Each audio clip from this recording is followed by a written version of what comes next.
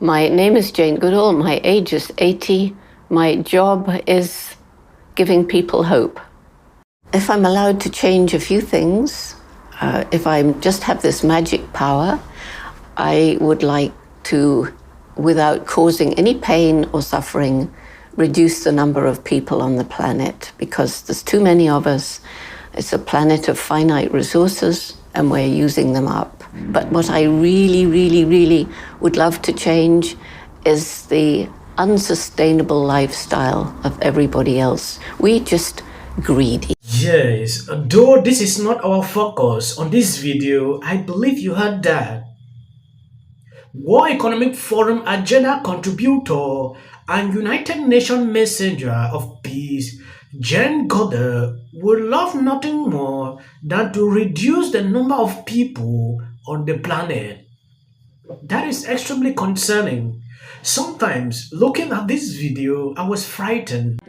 We're seeing and beginning to pay attention and to count and record the deaths that are related to climate, and by far the biggest killer is extreme heat.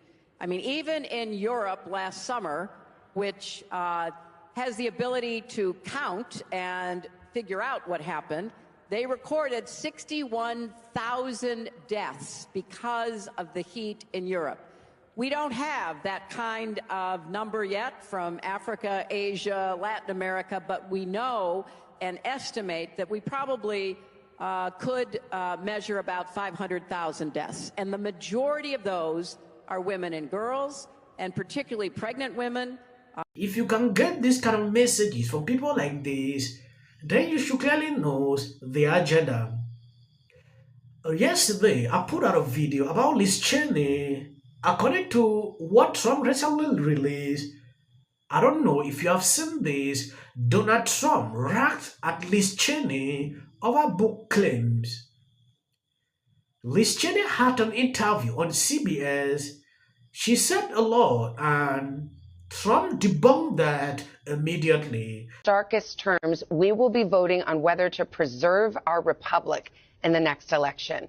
You think this is a vote about whether or not we still have democracy in this country? It certainly is, and Donald Trump has told us exactly what he will do. He will not abide by the rulings of the courts. He will certainly appoint people to office, whether or not they can be confirmed by the Senate. He has talked about using the military in terms that really are fundamentally un-American, including here in the United States. So it's a very dangerous moment, and it's a moment for people to understand that cannot be the path that we go down as a country. Just yesterday in an interview, you said fundamentally there's a choice to be made. You can't be both for Donald Trump and for the Constitution.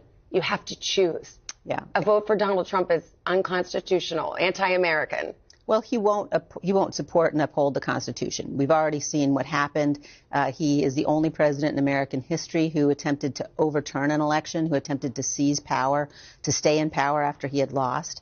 And the reason that we didn't have a much more serious crisis was because there were people around him who stopped him, because there were people around the country, state officials, for example, who stopped him, who did not yield to the pressure that he put on them to change votes from Biden to Trump.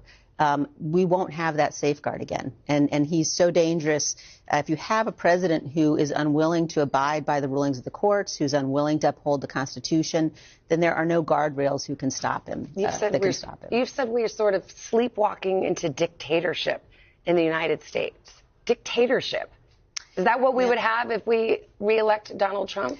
I think it's a very, very real threat and concern. And I don't say any of that lightly. And frankly, it's painful for me as someone who, has spent her whole life in Republican politics, who grew up as a Republican, to watch what's happening to my party and to watch the extent to which Donald Trump himself has, basically determined that the only thing that matters is him, his power, his success, and that is not somebody you can entrust with the power of the presidency. It seems crazy to ask this and even crazier to fathom it, but do you believe if Donald Trump were elected next year that he would try to stay in office beyond a second term? That he would never leave office? There's no question.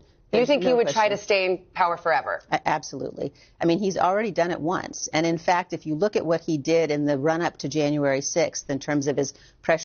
I don't know if Liz Cheney is just obsessed with Trump or what exactly. Liz Cheney goes on NBC to fearmonger to the American people, claiming Trump would try to stay in power forever if he is re-elected. Who has ever done that? I believe you have just two mandates and Trump just one. Liz Cheney coming here to tell us Trump wants to stay in power forever. It is the most ridiculous thing I've heard. Donald Trump has turned into Liz Cheney over claim made in her new book about his reaction to the 2020 elections. Cheney said she asked McCarthy why he visited Trump in his Mar-a-Lago resort in Florida 3 weeks after the Capitol riot on January 6, 2021. That was the day when hundreds of Trump supporters stormed the Capitol in an effort to stop the certifications of the 2020 elections. McCarthy allegedly told Cheney that Trump staffs were concerned about him. They are really worried, McCarthy allegedly said, as per excerpt published by CNN last week. Trump not eating, so they asked him to come see him. Then McCarthy actually said Trump is refusing to eat.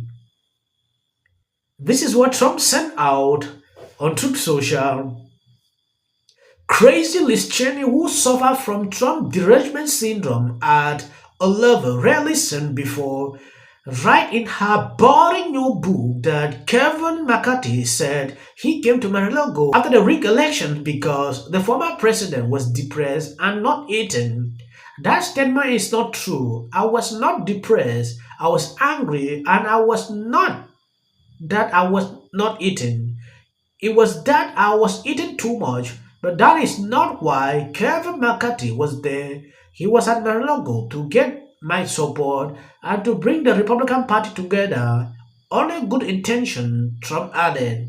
Liz Cheney, on the other hand, went on to lose her seat in Congress by the large margin for a sitting congressperson in the history of the United States.